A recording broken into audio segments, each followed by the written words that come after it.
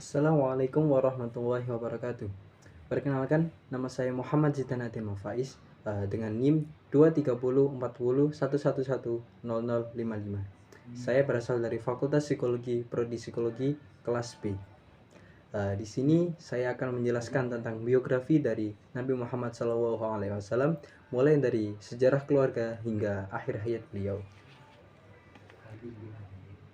Rasulullah SAW terlahir dari keturunan Bani Hashim. Sebagaimana nama Bani tersebut, Hashim ialah pemegang hak syiqayah dari Bani Abdul Manaf. Kewenangan itu didapatkan ketika Bani Abdul Manaf dan Bani Abduddar menyepakati pembagian wewenang di antara mereka. Hashim dikenal sebagai orang yang berada lagi mulia. Dialah orang pertama yang membuat sarit, makanan yang terbuat dari remah roti bercampur kuah untuk jamaah haji di Mekah. Hashim memiliki 4 orang anak laki-laki, yakni As'ad, Abu Syaifi, Nadah, dan Abdul Muthalib, beserta 5 anak perempuan, yakni Ashifa, Khalidah, Dhaifah, Ruqayyah, dan Jannah. Garis keturunan Nabi Muhammad ialah melalui Abdul Muthalib. Abdul Muthalib mempunyai wewenang untuk mengurus dan menjaga Ka'bah. Pada masa itu, dikisahkan terjadi peristiwa luar biasa, yaitu ketika pasukan gajah di bawah pimpinan Raja Abraha berniat melakukan serangan menuju Mekah yang bertujuan untuk menghancurkan Ka'bah. Namun, dengan izin Allah, pasukan Abraha dibuat luluh lantak tak berdaya dengan serangan burung ababil yang membawa ribuan batu dari neraka. Alhasil, kejadian tersebut menjadi buah bibir pada masa itu, mengingat kekuasaan Abraha merupakan salah satu kerajaan dengan peradaban terbaik pada masa itu. Abdul Muthalib dikaruniai 10 orang anak laki-laki. Mereka adalah Haris, Zubair, Abu Thalib, Abdullah, Hamzah, Abu Lahab, Ghaidak, Muqawwim, Dhiror, dan Abbas. Sementara anak perempuannya ada 6. Mereka adalah Ummul Hakim, Barwah, Atikah, Safiyah, Arwah, dan Umaymah. Dalam sebuah kisah diceritakan bahwa Abdul Muthalib bernadar, jika kelak memiliki 10 orang putra, maka akan ia korbankan salah satunya kepada Ka'bah. Singkat cerita, Abdul Muthalib mengumumkan kepada masyarakat Quraisy bahwa ia memiliki nadar tersebut. Melalui sebuah pengundian, terpilihlah Abdullah sebagai korbannya. Namun, Abdullah adalah putra kesayangan Abdul Muthalib. Kemudian ia berdoa, "Ya Allah, dia atau 100 ekor unta yang harus saya sembelih." Kemudian dilakukan pengundian ulang dan terpilihlah 100 ekor unta tersebut. Abdullah dinikahkan dengan Aminah binti Wahab bin Abdul Manaf bin Surah bin Kilab. Dia dikenal sebagai perempuan dengan martabat dan nasab paling mulia di tengah-tengah suku Quraisy. Abdullah dan Aminah menikah di Mekah. Kemudian tidak lama setelah itu, Abdullah diutus oleh ayahnya berniaga di daerah Syam bersama kafilah dagang Quraisy. Kemudian mereka singgah di Yastrib. Di kota tersebut, ia jatuh sakit dan akhirnya meninggal dunia, meninggalkan seorang istri dan seorang anak yang masih dalam kandungannya. Saat itu usianya masih 25 tahun. Ia meninggalkan beberapa hewan ternak dan seorang budak perempuan bernama Ummu Aiman yang kelak akan mengasuh Nabi Muhammad SAW. Muhammad lahir pada hari Senin 12 Rabiul Awal tahun pertama setelah penyerangan pasukan bergajah Abraha menuju Ka'bah. Diriwayatkan oleh Ibnu Sa'ad bahwa ibunda Nabi Muhammad bercerita, "Ketika aku melahirkan, dari rahimku keluar cahaya yang terangnya menyinari istana-istana di Syam." Imam Ahmad, Ad-Darimi, dan yang lainnya meriwayatkan kisah yang serupa. Setelah Muhammad lahir, kemudian Aminah mengutus seseorang untuk mengabarkan kepada Abdul Muthalib tentang kelahiran putranya. Kemudian datanglah Abdul Muthalib dengan sukacita dan membawa bayi itu menuju Ka'bah. Dia menamai cucunya itu dengan nama Muhammad, sebuah nama yang tak lazim di kalangan umat Quraisy pada saat itu. Muhammad dikhitan pada hari ke-7 setelah kelahirannya sesuai dengan tradisi masyarakat pada saat itu.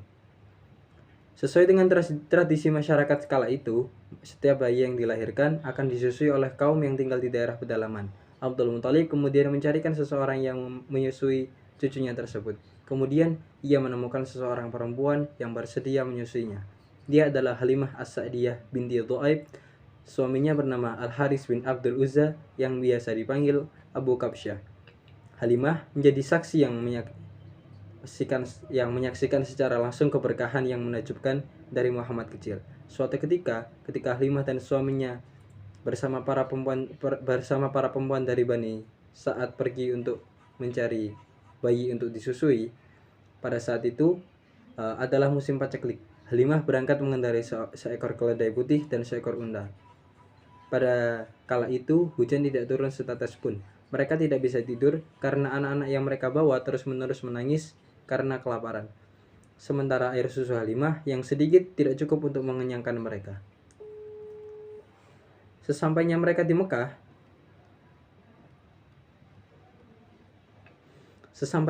Mekah, mereka mulai mencari anak-anak untuk disusui. Halimah pun demikian, namun ia tidak kunjung mendapatkan bayi untuk disusui. Hingga akhirnya Halimah pun bertemu dengan bayi Muhammad untuk disusui.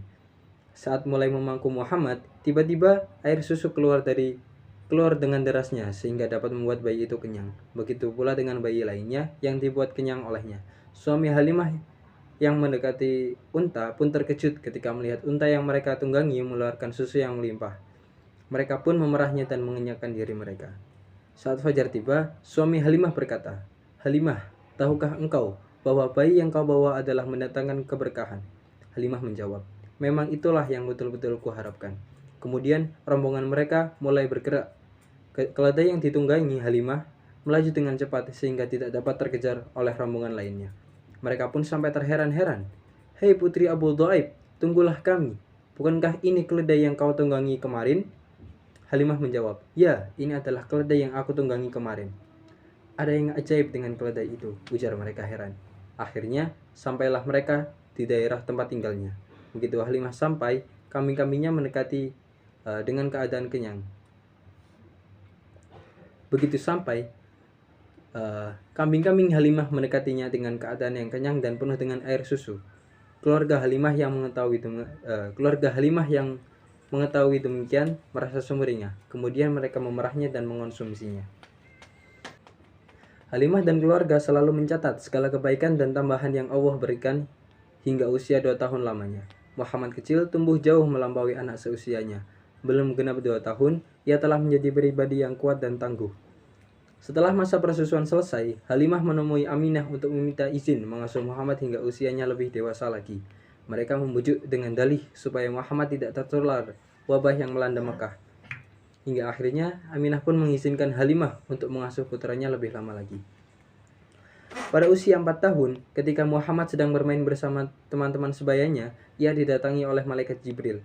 Jibril membawanya dan merebahkannya. Kemudian dibelahlah dada Muhammad kecil. Jibril mengambil segumpal hati yang berumulan darah seraya berkata, "Ini adalah bagian dari setan yang ada padamu." Jibril kemudian mencuci hati itu menggunakan air zam-zam yang dibawanya dalam bejana emas.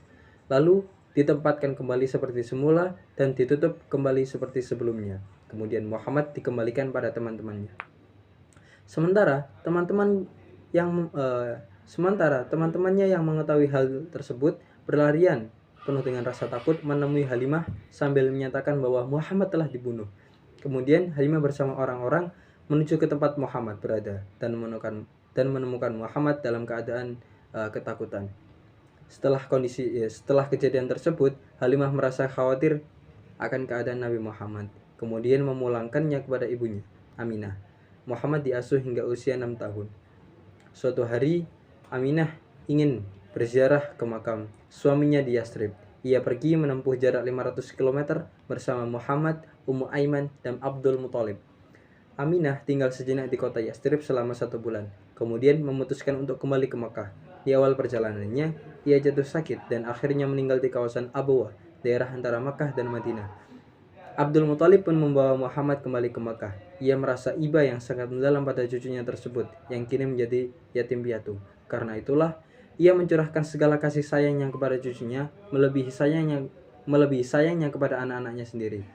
Konon katanya, ia tidak pernah meninggalkan Muhammad seorang diri. Bahkan, ia lebih mengutamakan Muhammad daripada anak-anaknya sendiri. Namun, pada usia 8 tahun 2 bulan dan 10 hari, Abdul Muthalib meninggal dunia meninggalkan Muhammad. Sebelum wafat, Abdul Muthalib berencana menyerahkan cucunya itu untuk diasuh oleh pamannya, Abu Thalib, saudara kandung ayahnya, Abdullah. Abu Thalib kemudian merawat Muhammad bersama anak-anak yang lain. Bahkan, Abu Thalib memperlakukan Muhammad lebih spesial dari anak-anaknya sendiri. Ketika Muhammad berusia 12 tahun, Abu Thalib mengajaknya berniaga menuju Syam bersama kabilah dagang Quraisy. Kemudian, keduanya sampai di suatu tempat bernama Bushra. wilayah Syam, ibu kota Hauran yang saat itu merupakan ibu kota Arab dengan kekuasaan dari bangsa Romawi. Di sana terdapat seorang pendeta terkenal bernama Bukhairah. Ketika rombongan Muhammad datang melewatinya, ia keluar dan menemui Muhammad, padahal sebelumnya tidak seorang pun yang mau ia temui.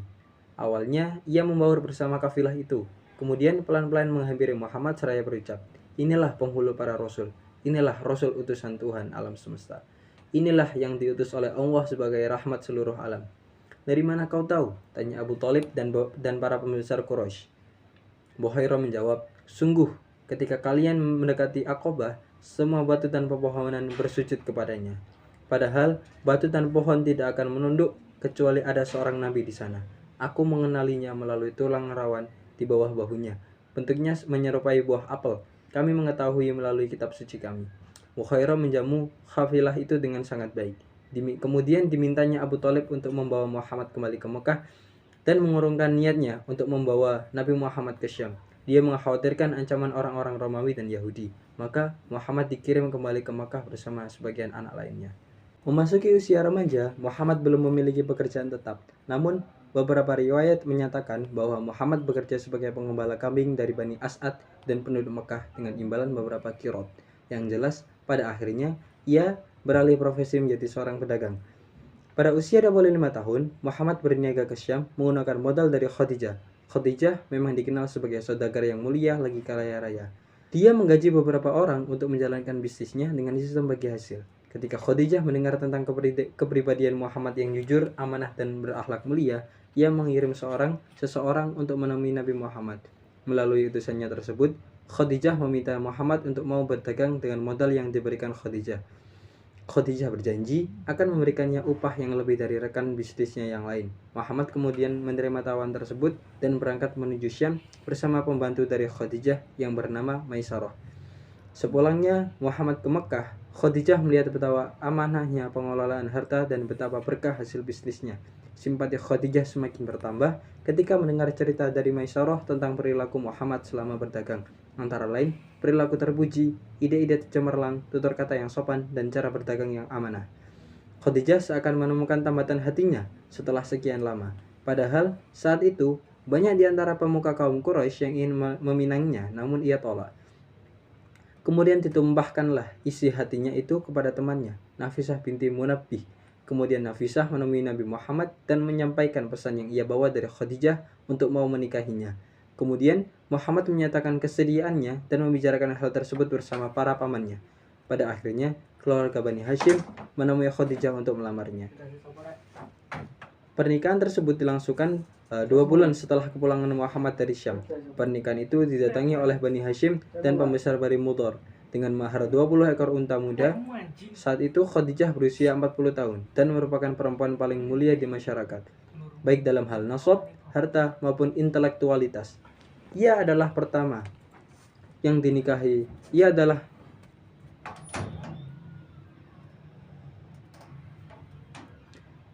wanita pertama yang dinikahi Muhammad dan Rasulullah tidak pernah menikah dengan perempuan lain sebelum Khadijah wafat.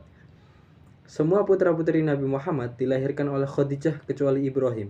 Yang pertama adalah Qasim, yang namanya akan dijadikan julukan Nabi, yaitu Abul Qasim. Kemudian berturut-turut yakni Zainab, Ruqayyah, Ummu Kulsum, Fatimah, dan Abdullah. Semua anak laki-laki beliau meninggal sewaktu kecil. Adapun anak-anak perempuannya sempat mengenyam masa Islam, lalu masuk Islam dan ikut hijrah ke Madinah. Namun mereka semua wafat ketika Nabi masih hidup kecuali Fatimah yang meninggal 6 bulan sepeninggalan Nabi Muhammad.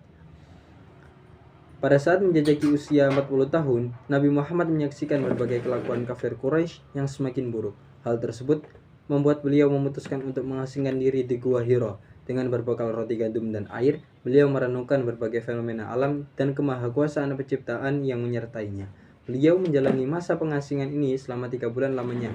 Pengasingan yang dilakukan oleh Nabi Muhammad tidak terlepas dari skenario Allah yang ingin menyiapkan Nabi Muhammad sebelum menerima amanah agung, yaitu merubah sejarah manusia. Pada waktu yang telah ditakdirkan, Jibril diutus Allah untuk menemui Nabi Muhammad dengan membawa beberapa ayat Al-Quran. Jibril datang dan berkata, "Iqra." Nabi Muhammad kemudian menjawab, "Aku tidak bisa membaca." Kemudian Jibril mendekap Nabi Muhammad hingga beliau merasa begitu payah. Begitu seterusnya hingga 3 kali. Kemudian Jibril mulai membaca, Iqra bismi rabbikal ladzi khalaq, khalaqal insana min 'alaq, Iqra wa rabbukal akram, alladzi 'allama bil qalam, 'allamal insana ma lam ya'lam. Setelah melewati kejadian tersebut, Nabi Muhammad pulang dalam keadaan ketakutan. Ia menemui Khadijah istrinya dan berkata, selimuti aku. Kemudian Khadijah menyelimuti beliau hingga sirna rasa takutnya. Beliau mulai bertanya-tanya tentang apa yang terjadi pada dirinya. Kemudian beliau mulai menceritakan segala apa yang telah dialaminya kepada istrinya itu. Beliau mengkhawatirkan keselamatannya sendiri. Khadijah yang mendengar ceritanya itu kemudian menenangkannya. Lalu Khadijah mengajak Nabi Muhammad untuk menemui Waraqah bin Naufal bin As'ad bin Abdul Uzza, sepupu Khadijah, penganut Nasrani yang taat pada masa itu. Dia mampu menulis kitab dalam bahasa Ibrani, bahkan menulis Injil dengan bahasa Ibrani dengan bagus. Orangnya sudah tua lagi buta. Setelah bertemu dengan Waraqah, Nabi Muhammad menceritakan segala apa yang telah dialaminya. Mendengar kisahnya, Waraqah meyakini bahwa Muhammad mengalami fase kenabiannya, seperti yang telah dialami oleh Nabi Musa. Waraqah juga memberitahu kelak jika Muhammad akan diusir oleh kaumnya sendiri. Menurutnya, tiada orang yang membawa hal seperti itu yang dibawa Nabi Muhammad kecuali ia akan diusir oleh kaumnya sendiri. Setelah beberapa waktu, Nabi Muhammad kembali melanjutkan pengasingannya di Gua Hiro. Setelah suatu ketika, beliau melewati lembah hendak kembali setelah melakukan pengasingan selama 1 bulan. Beliau mendengar ada yang memanggil-manggil nama beliau. Itu adalah Jibril yang sedang duduk di antara langit dan bumi. Melihat hal tersebut, Nabi Muhammad kembali ketakutan dan pulang menemui istrinya. Seraya meminta diselimuti. Kemudian turunlah ayat. Hai orang yang berselimut, bangunlah, lalu berilah peringatan, dan Tuhanmu agungkanlah, dan pakaianmu bersihkanlah, dan perbuatan dosa tinggalkanlah. Quran Surat Al-Muddatsir ayat 1-5. Ayat tersebut menjadi wahyu kedua bagi Nabi Muhammad dan sekaligus sebagai tanda diangkatnya beliau menjadi seorang Rasul. Dalam ayat tersebut, Rasulullah mendapatkan 2 perintah. Yang pertama, beban tugas untuk menyampaikan dakwah dan memberikan peringatan. Hal tersebut berada dalam ayat bangunlah dan berilah peringatan. Maknanya, berilah peringatan kepada manusia tentang siksa Allah jika mereka tidak mau meninggalkan kezaliman, kesesatan, dan penyembahan kepada selain Allah. Kedua, yakni beban tugas untuk melaksanakan segala perintah Allah, mewajibkan diri dalam hal itu demi ridha Allah, dan menjadi teladan bagi orang-orang yang beriman. Hal ini tertera dalam firman Allah, dan Tuhanmu agungkanlah. Dalam firman Allah, dan pakaianmu bersihkanlah, memiliki makna membersihkan pakaian dan badan, sebab pengakuan Allah tidak layak dalam keadaan najis dan kotor. Jika kesucian fisik saja telah diperintahkan, maka kesucian rohani dari noda syirik, perbuatan kotor, dan perbuatan buruk lebih ditekankan. Firman Allah, dan perbuatan dosa tinggalkanlah. Artinya, tinggalkanlah segala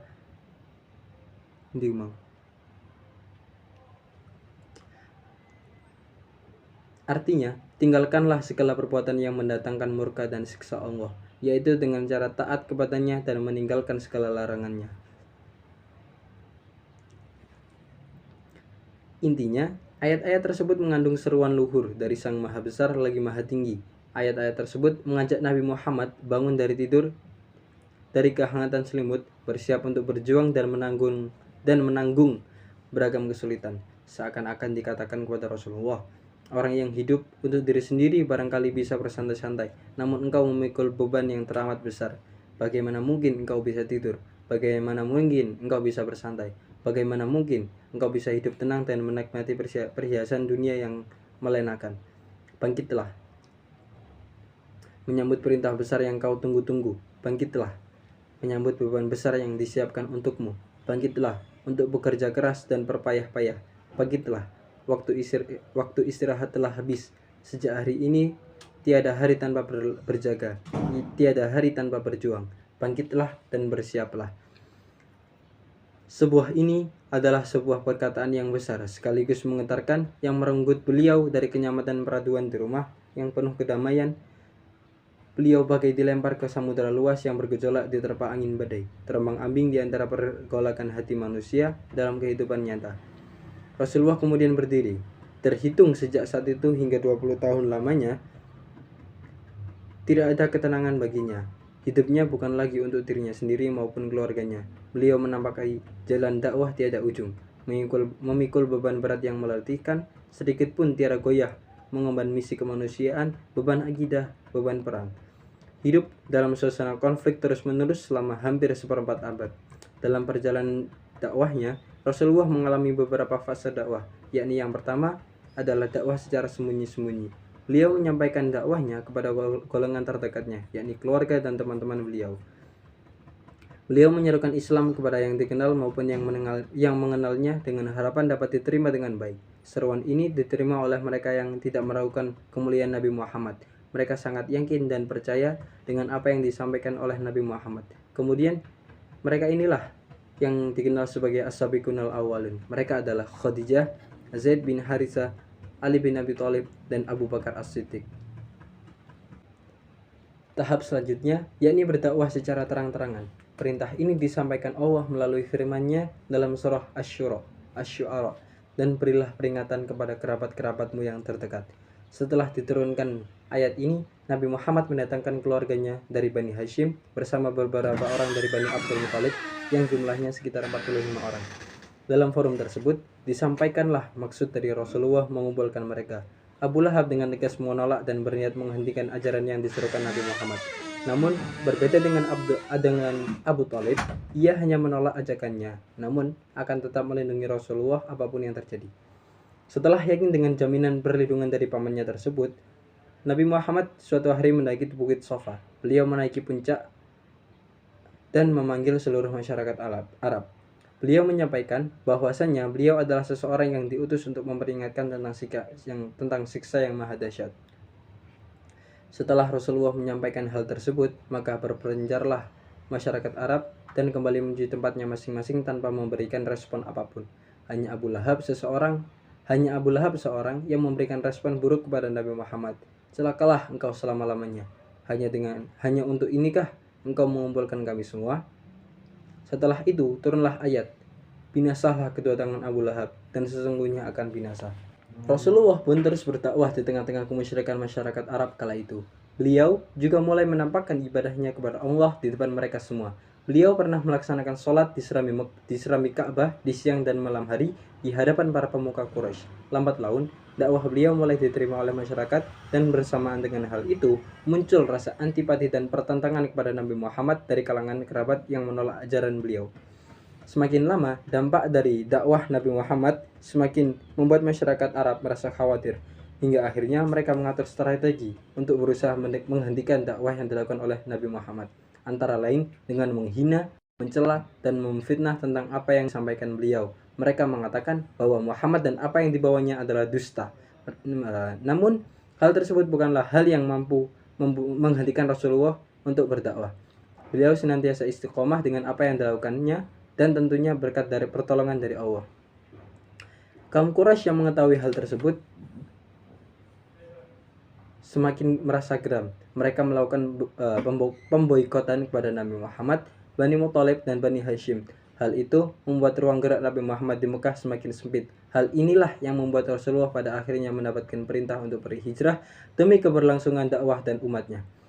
Beberapa peristiwa yang terjadi pada masa dakwah Rasulullah ke kota lain antara lain, yakni yang pertama, beliau memutuskan untuk hijrah ke Habasyi.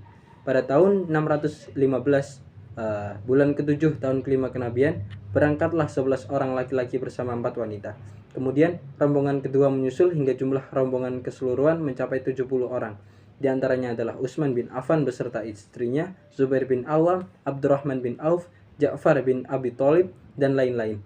Mereka melakukan hijrah untuk mengamankan agama yang baru saja mereka anut, bahkan bersedia melepaskan keluarga dalam rangka membentuk kehidupan bersama keluarga baru di negara asing. Kedatangan umat Islam disambut baik oleh Raja Nejus. Bahkan Raja Nejus memberikan jaminan perlindungan dan kebebasan untuk menjalankan ibadah Islam. Raja juga menolak permintaan kaum kafir Quraisy untuk mengembalikan umat Islam ke Mekah.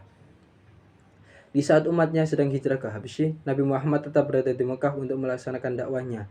Beliau mendapatkan perlindungan dari Bani Hashim. Bahkan dua tokoh besar Quraisy yang ditakuti pada masa itu berhasil untuk masuk Islam, yaitu Hamzah bin Abdul Muthalib dan Umar bin Khattab. Maksudnya Umar bin Khattab membuat umat Islam menjadi umat Islam adalah berita besar dan sekaligus melegakan bagi umat Islam, karena Umar adalah salah satu musuh besar bagi umat Islam. Diceritakan ketika Umar ingin mencari Rasulullah untuk dibunuh, dia bertemu dengan Nu'aim bin Abdullah. Dia menanyakan tujuan kepergian Umar. Kemudian Umar menceritakan tentang niatnya untuk membunuh Rasulullah. Dengan raut mengejek, Nu'aim mengatakan agar Umar menyelesaikan urusan rumah tangganya terlebih dahulu. Seketika itu juga Umar kembali ke rumah dan benar saja dia mendapati adik dan iparnya sedang membaca Al-Quran. Umar langsung marah dan memukul mereka berdua. Namun hal tersebut tak lantas membuat mereka meninggalkan agama yang dianutnya. Kemudian Umar meminta untuk dibacakan ayat yang ada di dalam Al-Quran. Dalam sebuah riwayat menyebutkan adiknya membacakan surat Thaha. Setelah mendengar bacaan dari adiknya tersebut, Umar merasakan jiwanya bergetar karena ayat yang dibawakan oleh adiknya. Kemudian Umar menanyakan keberadaan Nabi Muhammad pada adiknya. Bergegaslah Umar menuju tempat Nabi Muhammad di Darul Arqam. Nabi Muhammad memang berada di Darul Arqam bersama para sahabat, termasuk Sayyid Hamzah. Mengetahui kedatangan Umar, para sahabat menanggapi ini sebagai sebuah bencana. Namun Nabi menenangkan mereka dan kemudian mengutus Sayyid Hamzah untuk membukakan pintu. Seketika Umar memeluk Rasulullah, kemudian dengan tersendat Umar mengucapkan 2 kalimat syahadat dan memeluk Islam. Kegembiraan menyelimuti suasana di tempat tersebut. Umar masuk Islam tanpa adanya permintaan atau paksaan dari siapapun, melainkan murni karena kebenaran, hidayah yang masuk ke hatinya melalui ayat suci yang dibacakan oleh adiknya sendiri. Peristiwa kedua yakni hijrah ke Taif. Pada tahun ke-10 kenabian, dikenal sebagai tahun kesedihan bagi Rasulullah, sebab 2 orang yang amat berharga bagi beliau pergi meninggalkannya, yaitu Siti Khadijah dan Abu Thalib, untuk selama-lamanya. Kedua orang ini memiliki jasa besar bagi Rasulullah. Mereka berperan sebagai pelindung dan pembela yang sangat kuat, tabah, dan disegani rakyat Mekah. Dengan kepergian 2 sosok penting tersebut, kaum kafir Quraisy semakin gencar dalam melakukan gangguan terhadap dakwah Nabi Muhammad, karena penderitaan yang dialami beliau semakin berat. Beliau berencana untuk melakukan perjalanan dengan tujuan memperluas ajaran Islam di negeri lain, yaitu Taif. Beliau melakukan perjalanan ditemani oleh Zaid bin Haritsah.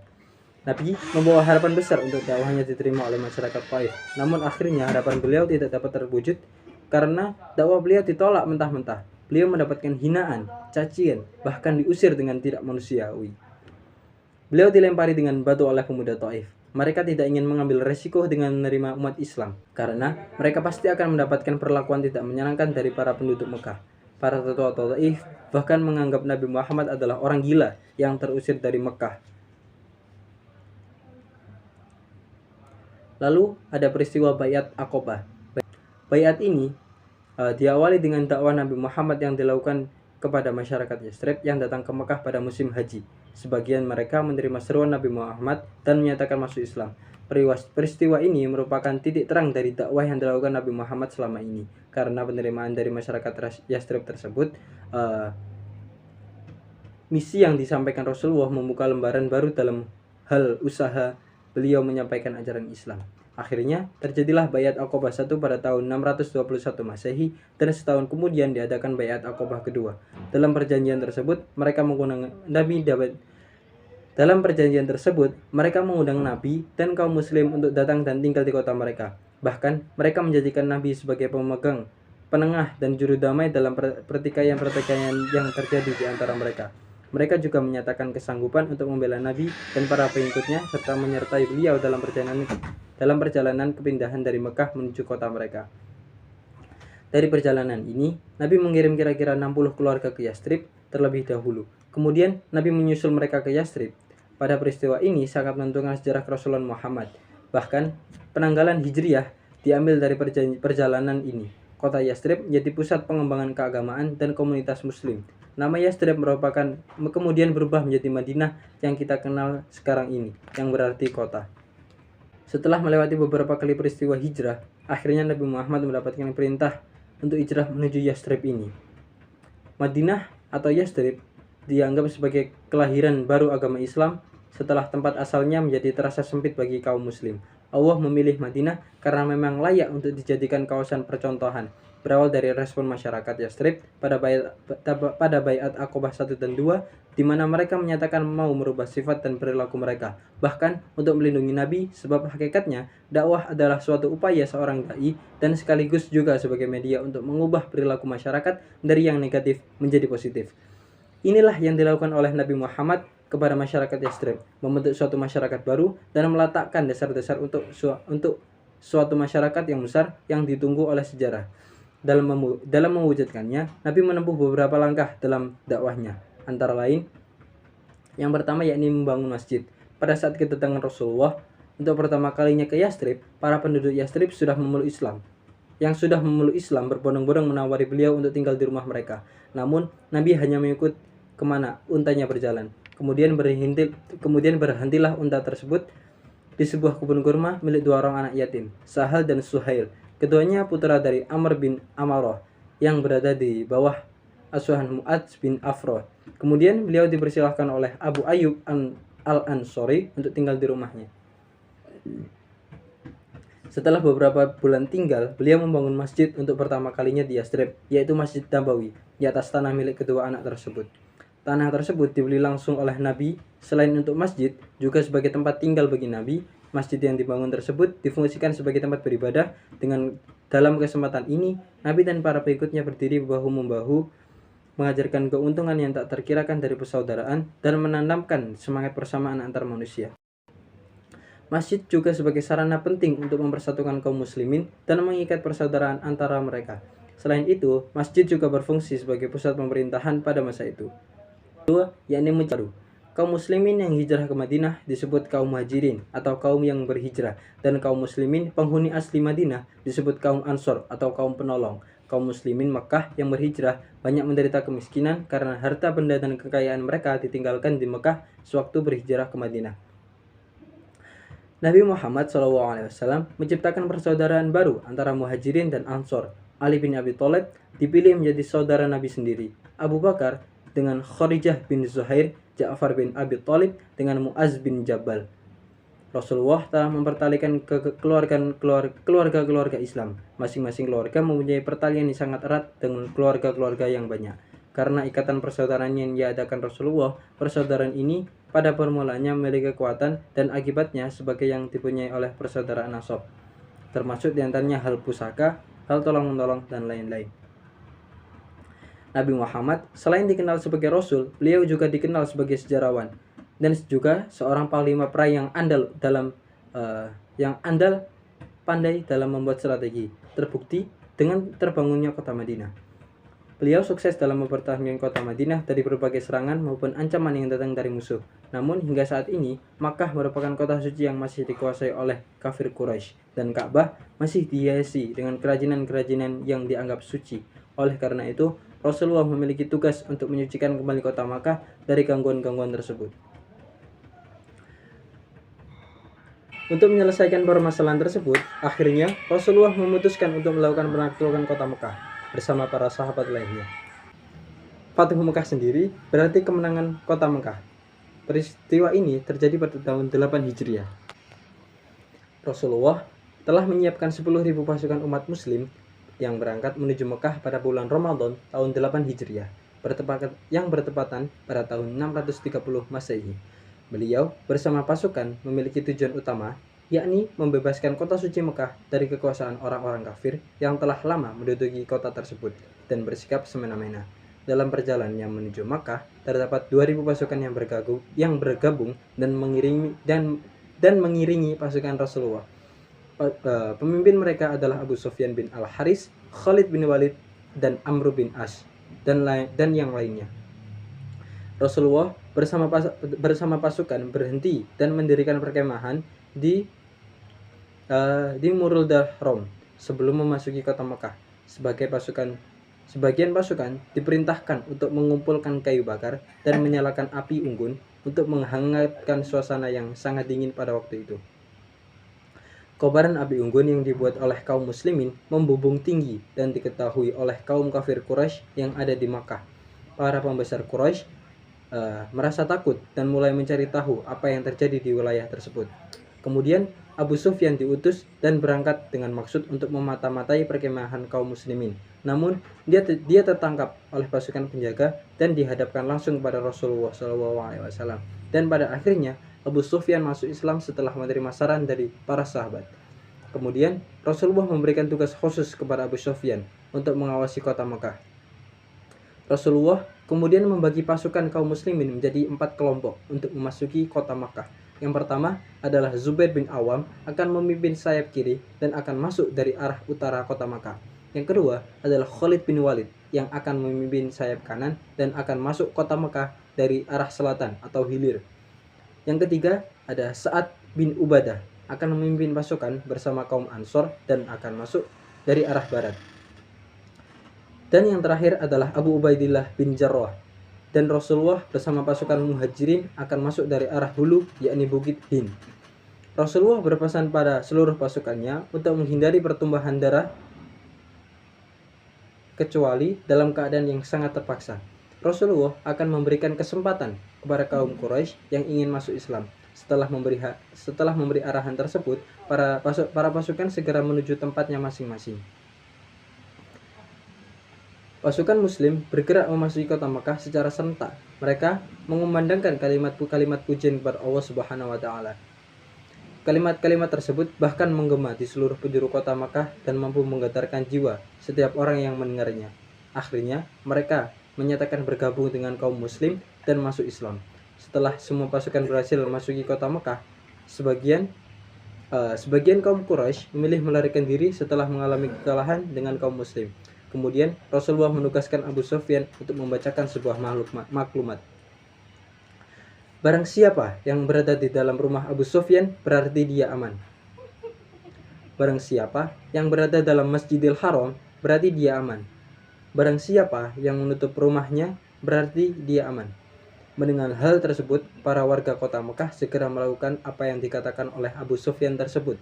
Rasulullah memasuki kota Makkah sebagai seorang panglima perang yang bijaksana tanpa membawa sebuah dendam kepada orang-orang yang telah menyakiti kaum muslimin. Rasulullah SAW memaafkan dan menerima menerima mereka yang ingin menyatakan dirinya untuk masuk Islam. Dan akhirnya kota Makkah dapat dikuasai oleh kaum muslimin dengan tanpa adanya pertumpahan darah sedikit pun. Rasulullah SAW bersama para pengikutnya melakukan tawaf 7 kali setelah ditaklukkannya kota Mekah pada tanggal 20 Ramadan 8 Hijriah. Dan kemudian mengutus para sahabat untuk menghancurkan dan membersihkan area Ka'bah dari berhala dan gambar berhala yang ada di sekitarnya, yang keseluruhannya berjumlah sekitar 360 berhala. Rasulullah memerintahkan sahabat Bilal bin Rabah untuk mengumandangkan azan di atas Ka'bah untuk memanggil umat Islam untuk menjalankan ibadah sholat subuh berjamaah pada tanggal 21 Ramadan tahun 8 Hijriah. Sehari setelah kaum muslimin bersama Rasulullah melakukan pembebasan kota Makkah. Setelah melaksanakan sholat subuh berjamaah, Rasulullah menemui orang-orang Quraisy dan memaafkan apa yang telah mereka lakukan pada masa lalu terhadap Rasulullah. Dan mereka juga tidak dipaksa untuk mengikuti ajaran Islam, melainkan mereka diberi kebebasan untuk memilih agama dan keyakinan yang mereka anut. Kemudian Rasulullah juga memberikan kunci Ka'bah kepada Utsman bin Thalhah untuk mengurus Ka'bah. Rasulullah tidak tertarik untuk menjadi seorang raja di Makkah karena tujuan utama beliau adalah untuk membersihkan area Ka'bah dari berhala-berhala yang mengotorinya. Setelah 23 tahun perjuangan dakwah beliau, tepatnya pada hari Sabtu, 4 hari sebelum habisnya bulan Dzulqa'dah tahun 11 Hijriah, Rasulullah bersama umat muslim bertolak dari Madinah untuk menunaikan ibadah haji. Peristiwa ini kemudian dikenal sebagai Haji Wada. Kata wada sendiri berarti perpisahan, karena tidak lama setelah itu Nabi Muhammad SAW wafat. Peristiwa Haji Wada ini ditulis oleh para sejarawan dengan begitu detail dalam catatan-catatan sejarah mereka, mulai dari Nabi mempersiapkan keberangkatan, manasik per manasik, sampai kembali ke Madinah. Nabi Muhammad memasuki kota Makkah pada hari Senin 4 Dzulqa'dah tahun 10 Hijriah dengan menghabiskan perjalanan selama 8 hari. Waktu tempuh perjalanan yang lebih lama dari biasanya ini menggambarkan betapa Rasulullah menikmati proses ibadah tersebut. Mengingat ini adalah momen haji pertama sekaligus terakhir baginya, sebagaimana yang dituturkan sebagian sejarawan. Momen haji wada ini juga menunjukkan animo manusia untuk memeluk agama Islam begitu besar. Syekh Mustafa As-Sibai dalam As-Surah An-Nabawiyah Durus wa Ibar melaporkan sebanyak 114.000 umat muslim dari seluruh jazirah Arab dan sekitarnya turut serta menunaikan rukun Islam yang kelima tersebut. Sementara Safiyur Rahman Al-Mubarakfuri dalam Ar-Rahiqul Maktum melaporkan jumlah jamaah haji sebanyak 124.000 atau 140.000. Tentu angka ini sangat fantastis mengingat Nabi Muhammad SAW hanya butuh 23 tahun untuk mengislamkan bangsa Arab yang sudah mapan dengan ideologi jahiliyah warisan nenek moyang dan sudah mengakar kuat di tubuh bangsa Arab pada masa itu. Di tengah lautan umat muslim, kemudian Rasulullah menyampaikan pidato yang cukup mengharukan. Pesan-pesannya mengisyaratkan bahwa usia beliau tidak lama lagi. Belum lagi, setelah pidato Rasulullah selesai, turunlah ayat Al-Quran yang semakin memperkuat bahwa tidak lama lagi Nabi akan tutup usia. Ayat itu berbunyi, Al-yawma akmaltu lakum dinakum wa atmamtu alaikum ni'mati wa raditu lakumul Islam madina. Artinya, pada hari ini telah kusempurnakan untukmu agamamu dan telah kucukupkan nikmatku dan telah kuridhoi Islam menjadi agamamu. Maka barang siapa terpaksa karena kelaparan tanpa sengaja berbuat dosa, sesungguhnya Allah Maha Pengampun lagi Maha Penyayang. Quran Surat Al-Maidah ayat 3. Ayat ini menjelaskan bahwa ajaran Islam yang disampaikan Rasulullah telah tuntas dan sudah sempurna. Dengan demikian, misi risalah Nabi juga telah rampung. Artinya, tidak lama lagi Nabi akan tutup usia. Memang, banyak umat muslim yang tidak menangkap pesan tersirat itu. Akan tetapi, ada beberapa sahabat yang merasakan betul bahwa usia Nabi tidak lama lagi. Seperti yang dialami oleh Umar bin Khattab, begitu Nabi selesai menyampaikan pidato dan turun ayat di atas, tak kuasa Umar menahan air mata. Kemudian seseorang bertanya padanya, "Mengapa engkau menangis, wahai Umar?" "Sesungguhnya, setelah kesempurnaan, pasti akan ada kekurangan," jawab Umar. Maksud Umar adalah, ajaran Islam telah sempurna. Jika telah sempurna, maka akan ada yang berkurang, yaitu kepergian Rasulullah SAW yang tinggal menghitung hari. Pesan serupa di bulan yang sama juga pernah Nabi sampaikan saat mengutus Mu'adz bin Jabal ke Yaman untuk misi tertentu. Beliau berpesan padanya, "Wahai Mu'adz, boleh jadi engkau tidak akan berjumpa denganku setelah tahun ini, dan boleh jadi engkau akan lewat di masjidku dan kuburanku ini." Mendengar apa yang baru saja Nabi ucapkan dengan begitu serius, Mu'adz merasa sangat khawatir kalau usia beliau sudah tidak akan lama lagi. Sebagai salah satu sahabat, tentu Mu'adz mengimani betul bahwa apa yang diucapkan Rasulullah tidak main-main. Setelah hari demi hari berlalu, dengan sederet peristiwa yang mengindikasikan usianya tidak lama lagi, 4 bulan setelah Haji Wada, beliau tutup usia. Tepatnya pada hari Senin 12 Rabiul Awal tahun 11 Hijriah, di usianya yang menginjak 63 tahun lebih 4 hari. 4 hari sebelum wafat, Nabi Muhammad yang sedang sakit meminta sejumlah sahabatnya untuk hadir ke rumahnya. Menurut buku kelengkapan tarikh Al-Quran, saat itu Nabi Muhammad meminta agar wasiatnya dituliskan di secari kertas. Wasiat itu ditujukan kepada kaum muslim agar tidak tersesat. Akan tetapi, sempat terjadi perdebatan antar sahabat. Alhasil, Nabi Muhammad tidak jadi menuliskan apa-apa. Tidak ada harta benda Nabi Muhammad yang diwariskan kepada anak dan istrinya. Nabi Muhammad hanya mewariskan 2 hal kepada umatnya, yaitu Al-Quran dan hadis. Dalam kitab Nur Al-Mubin fi Mahabbati Sayyidil Al-Mursalin diriwayatkan bahwa Nabi Muhammad SAW merasa sakit di penghujung bulan Safar. Sakit yang diderita Nabi adalah pening hebat yang disertai dengan demam. Sakit tersebut tak kunjung memudar, justru kian berat dirasakan oleh Nabi. Oleh karenanya, Nabi Muhammad kemudian meminta izin kepada istrinya agar dirawat Aisyah radhiyallahu anha. istri yang begitu dicintai Rasulullah. Akan tetapi, meskipun telah dirawat oleh istri yang begitu dicintai, sakit yang dirasakan Rasulullah tetap bertambah parah. Hal tersebut terjadi hingga seminggu lamanya. Kemudian tibalah hari Senin 12 Rabiul Awal. Dalam riwayat Anas bin Malik, Rasulullah berada dalam kamar Aisyah ketika Abu Bakar radhiyallahu an dan para sahabat lainnya menunaikan ibadah sholat subuh tak jauh dari tempat Rasulullah beristirahat. Rasulullah yang tak kuasa untuk mengimami sholat para sahabat karena sakit, hanya menyikap takbir dari kamar dan memperhatikan para sahabat melakukan sholat. Saat Rasulullah menyikap takbir kamar tersebut, para sahabat sempat merasa gembira karena mengira Rasulullah telah membaik. Akan tetapi, kondisi Rasulullah ternyata tidak membaik sebagaimana yang diharapkan oleh para sahabat. Ketika waktu duha hampir habis, Rasulullah memanggil anaknya, Fatimah, dan membisikkan sesuatu kepada putrinya tersebut. Ketika para sahabat bertanya, apa yang dibisikkan Nabi kepada Fatimah?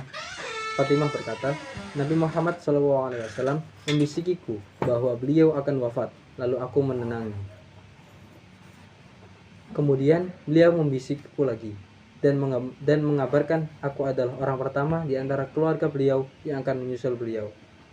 Setelah memanggil Fatimah, Rasulullah kemudian memanggil cucunya Hasan dan Husain, kemudian istri-istrinya dan memberikan nasihat kepada mereka.